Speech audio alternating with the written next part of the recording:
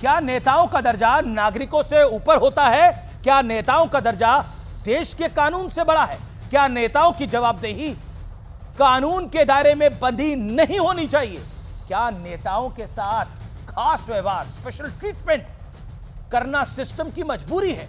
देश का कोई नागरिक अगर भूल से भी कानून को हाथ में ले ले तो खुद को बचाते बचाते पूरा परिवार हाफने लगता है। लेकिन नेताजी जनता के सेवक होने के बावजूद लग्जरी जिंदगी जीते हैं। जेल जाएं तो मसाज का प्रबंध, याद है ना आपको, सत्येंद्र जैन, घर का खाना, कपड़े, मोबाइल, पलंग इत्यादि सब कुछ अवेलेबल होता है।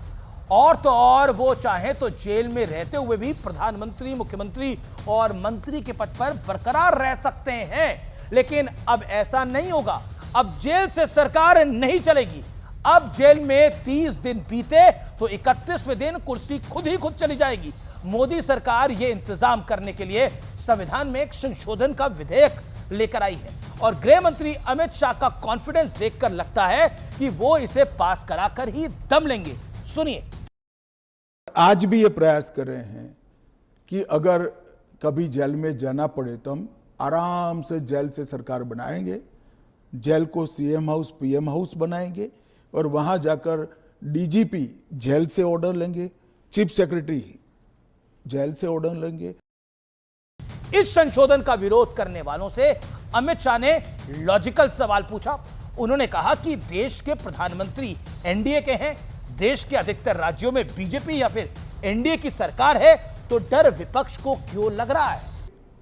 इस देश में आज एनडीए के मुख्यमंत्रियों की संख्या ज्यादा है।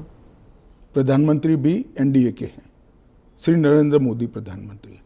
तो ये बिल सिर्फ विपक्ष के लिए क्वेश्चन खड़ा नहीं करता, हमारे मुख्यमंत्रियों के लिए भी क्वेश्चन खड़ा करता है।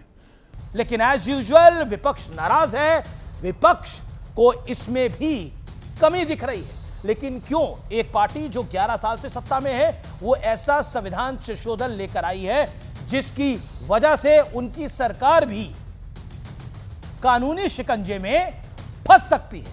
इसके बावजूद गृह मंत्री अमित शाह पूरी ताकत, पूरी शिद्दत के साथ इस संशोधन को पास कराने की मुहिम में काम कर रहे हैं। लेकिन शराब घोटाले के आरोपी उनके खिलाफ हैं, चारा घोटाले के दोषी उनके खिलाफ हैं, 2G, commonwealth games, Bofors, Agusta Westland वगैरह वगैरह घोटाले के आरोप वाली पार्टियां इसके बेहद खिलाफ हैं, नाराज हैं। नारदा शारदा घोटाला, शिक्षक भर्ती घोटाले के आरोपी वाली पार्टी भी इसके खिलाफ है।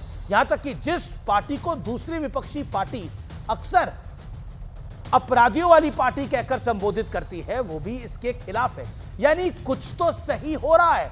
बाकी इंतजार कीजिए शीतकालीन सत्र का, हो सकता है आप इतिहास बनते हुए अपनी आंखों से देखें, क्योंकि अमित शाह और मोदी की बॉडी लैंग्वेज से तो यही दिख रहा है।